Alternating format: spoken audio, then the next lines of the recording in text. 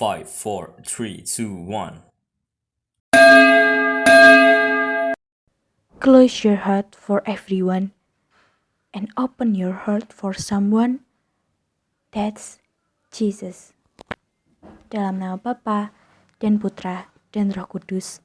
Amin. Biar anak-anak datang kepadaku. Hai Sobat Seis, bagaimana kabar kalian? Baik dong, pasti harus baik. Oke, hari ini kita mau ngapain nih Kak Nina? Nah teman-teman semuanya, hari ini kita akan membahas tentang tema APP yang keempat, yaitu biarkanlah anak-anak datang kepadaku. Nah, pertemuan APP yang keempat ini adalah pertemuan APP yang sangat spesial karena kita mendatangkan narasumber yaitu Bu Sisi. Oke, halo anak-anak semuanya. Oke, kita mulai aja yuk APP yang keempat ini dengan tanda salib. Dalam nama Bapa dan Putra dan Roh Kudus. Amin. Inilah Injil suci menurut Matius.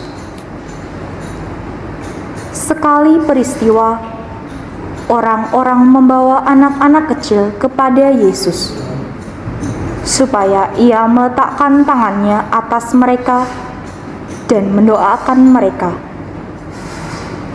Akan tetapi, murid-muridnya memarahi orang-orang itu. Tetapi Yesus berkata, "Biarlah anak-anak itu, janganlah menghalang-halangi mereka datang kepadaku. Sebab orang-orang yang seperti itulah yang empunya kerajaan surga." Lalu ia meletakkan tangannya atas mereka, dan kemudian ia berangkat dari situ. Demikianlah sabda Tuhan.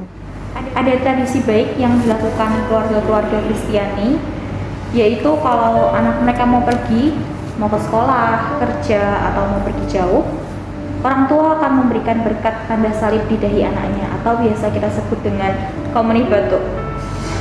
Itu berarti orang tua menyertai kepergian anak-anaknya dengan berkat yang dimohonkan dari Kristus sendiri. Memberikan tanda salib di dahi merupakan kebiasaan sederhana yang punya makna yang sangat dalam. Orang tua menunjukkan iman yang hidup, menurunkan berkat atas anak-anaknya. Anak-anak menjalani hidup ditemani dan disertai dengan doa dan berkat yang mengalir dari Kristus sendiri. Tuhan Yesus membiarkan anak-anak datang kepadanya dan menerima berkat. Anak-anak dijadikan sebagai model oleh Yesus yang perlu dicontoh, bukannya malah dihalang-halangi untuk masuk kerajaan Allah. Anak-anak remaja dan orang muda belum sadar akan berkat yang diterima mereka. Mereka perlu menyadari berkat yang diterimanya. Mereka perlu untuk istilahnya men-share berkat dari Tuhan yang diterima kepada sesama. Mereka harus diberikan kesempatan untuk saling melayani. Kita harus mengikuti teladan di mana Yesus menerima anak-anak dan memberkati mereka. Marilah kita juga bertindak seperti Yesus. Kita memberikan berkat kepada sesama kita. Kita harus mau terbuka terhadap orang muda yang pendidikannya terlantar. Kita masuk ke pertanyaan APP yang keempat yang akan dijawab oleh Bu Sisil, dan ini jawabannya eksklusif nih karena kita menghubungkan jawaban dari 3 guru kecenya BL, dari Bu Sisil, Bu Hening sama Pak Adi. Tapi karena Bu Hening dan Pak Adi lagi ada halangan, jadi di sini jawabannya diwakilkan oleh Bu Sisil. Pertanyaan pertama, bagaimana situasi pendidikan kaum muda di sekitar saya? Apakah akibat pandemi ini pendidikan mereka dapat berjalan dengan baik? Dalam arti apakah mereka juga bisa menjalani pendidikan adaptif COVID ini dengan tekun dan serius? Dijawab Bu Sislo. Oke ya, khususnya di SMP Pangudu Luhur Bintang Laut ini ya, kami berusaha melayani pendidikan bagi peserta didik dengan sebaik-baiknya, dengan cara kalau sekarang itu ada online dan offline ya.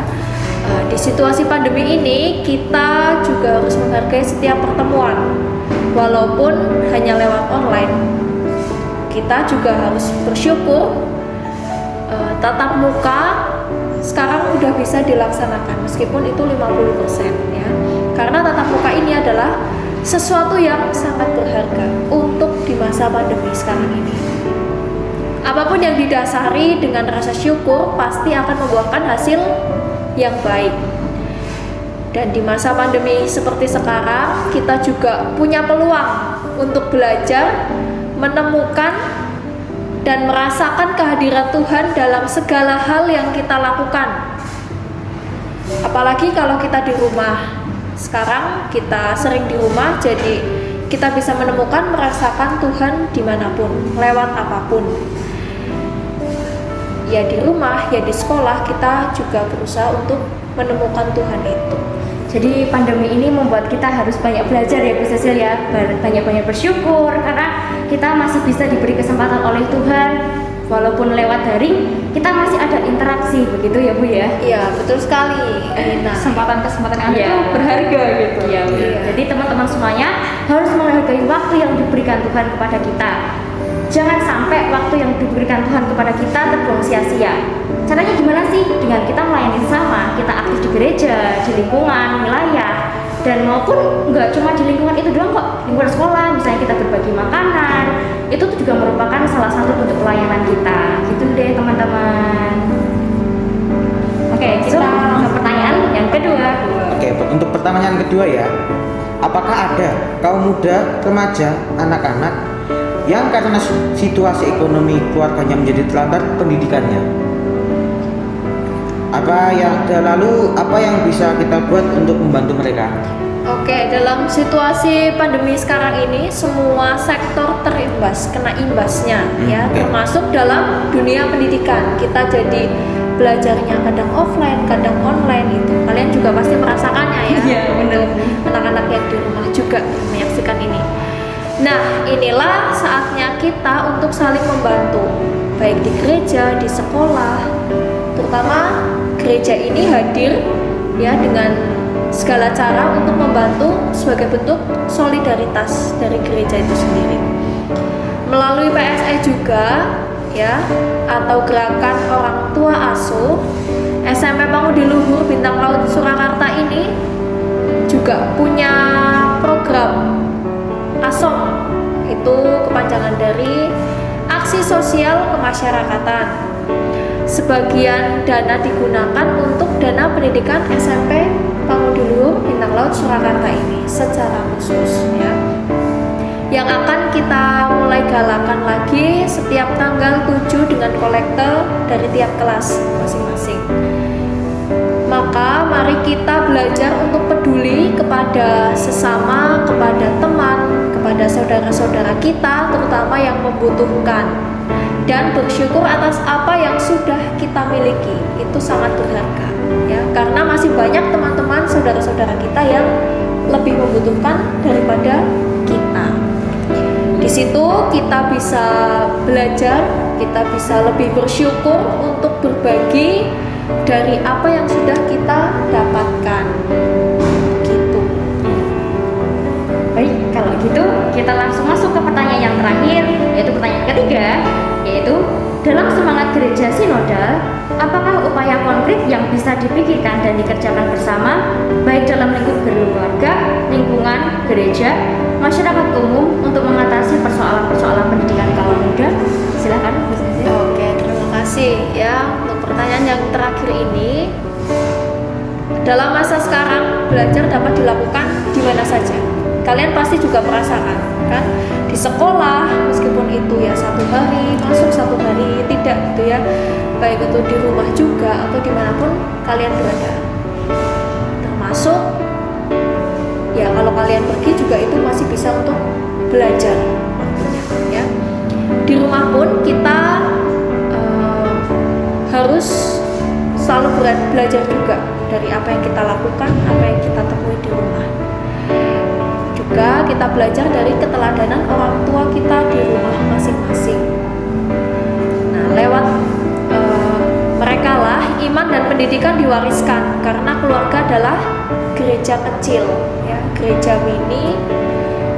Dan di situ marilah kita terus bersemangat walaupun dalam situasi pandemi sekarang ini masih 50% untuk tatap muka, 50% di rumah, belum bisa bertemu semuanya. Nah, kita terus belajar mencari keutamaan Kristiani. Jangan lupakan itu. Gitu. Begitu teman-teman, kira-kira jawaban dari Bu Sisil mengenai tema APP yang keempat ini, yaitu biarkanlah anak itu datang kepadaku. Gitu, Teva, silakan. Oke, terima kasih untuk Bu Sisil udah menyempatkan waktunya, Bu Hening dan Pak Adi juga kalau nonton ini. Oke, ini tadi jawaban dari Bu Sisil, Bu Hening, dan Pak Adi. Semoga semua dari apa yang sudah kita bilang di sini, kita renungkan bersama-sama, bisa diterapkan teman-teman yang di rumah yang sedang menonton, dan juga bisa bermanfaat, terutama dalam masa APP ini ya. Oke, terima kasih udah menonton. Jangan lupa like, komennya ya buat pengalaman-pengalaman, buat menjawab pertanyaan yang lain, untuk saling mengisi pengalaman perjalanan kehidupan kita masing-masing. Kita tutup dengan nyanyi lagu bareng-bareng yuk.